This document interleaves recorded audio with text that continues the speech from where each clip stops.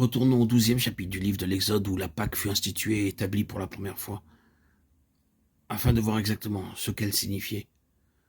Lorsque nous l'avons regardé ainsi assez intimement, nous découvrons ceci. Elle représentait le conflit immense qui existait entre Dieu et les dieux de l'Égypte.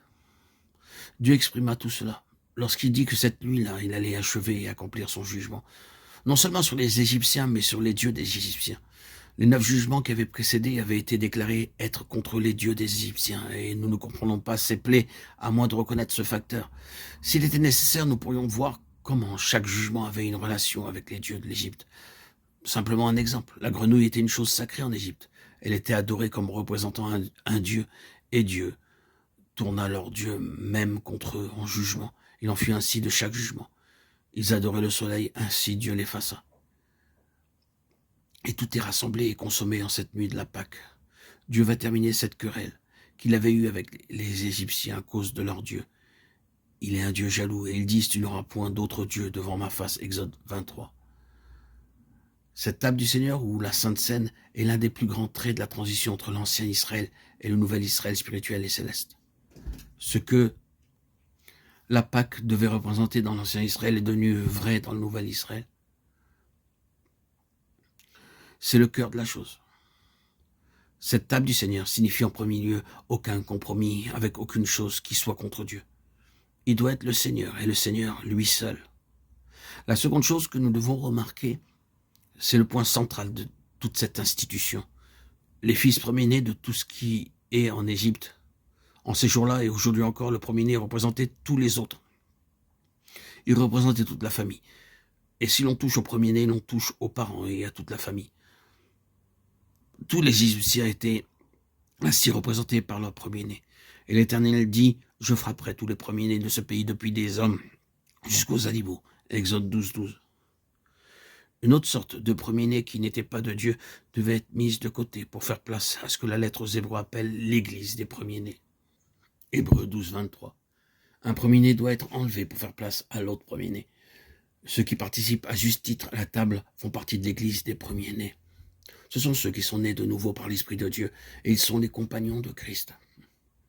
Notons aussi la troisième chose, le point où tout cela a été établi. Tout a été établi sur le seuil de chaque maison. C'est regrettable que les traducteurs n'aient pas été consistants dans leur traduction d'un mot hébreu qui se trouve 2 fois dans ce passage de Exode 12, 22. Vous prendrez un bouquet d'hysope, vous le tremperez dans le sang qui sera dans le bassin, et vous toucherez le linteau et les 2 poteaux de la porte avec le sang qui sera dans le bassin. Les traducteurs n'ont évidemment pas saisi l'idée de la pensée hébraïque là et ont employé le mot bassin qui leur paraissait convenir mieux à la situation. Naturellement, dans leur pensée, le sang était recueilli dans un bassin et le bouquet d'hysope était plongé dans le bassin. Mais le mot hébreu saf est traduit seuil ailleurs dans l'Ancien Testament. Ce qui aurait dû être dit, c'était vous prendrez un bouquet d'hysope et le plongerez dans le sang qui sera sur le seuil. Nous savons probablement que le seuil d'une maison est l'endroit le plus sacré. L'on est très exigeant à l'égard de celui qui traverse le seuil pour entrer dans une maison. Et c'est pourquoi certaines personnes mettent des fétiches au-dessus de l'entrée. C'est quelquefois un fer à cheval, quelque chose qui arrête le mal, ou comme on l'appelle, la mauvaise chance, le mauvais œil. Cela est devenu une superstition. Mais il y a, à la base, cette grande vérité spirituelle.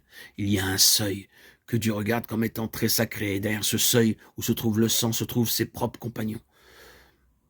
Le seuil signifie une division entre ses compagnons et ses ennemis. Avons-nous remarqué ce qu'a dit Moïse? Aucun d'entre vous ne franchira le seuil de sa demeure jusqu'au matin. Exode 12, 22. Il dit en fait que personne ne franchit ce seuil pour passer dans le domaine où se trouvent les ennemis, que ce seuil aspergé par le sang devienne une séparation entre vous, les compagnons du Seigneur, et ceux qu'il va juger. Judas avait franchi le seuil alors qu'il faisait nuit.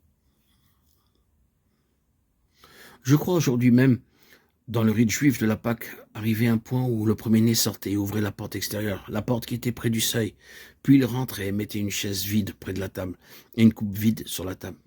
Cela était fait avec l'espoir que le messager du Seigneur franchirait le seuil, entrerait et prendrait part à leur repas. Ce fait ne se trouve pas dans la Bible, naturellement, mais les Hébreux connaissaient la signification du seuil, quelque chose de sacré pour l'Éternel, une porte ouverte au Seigneur.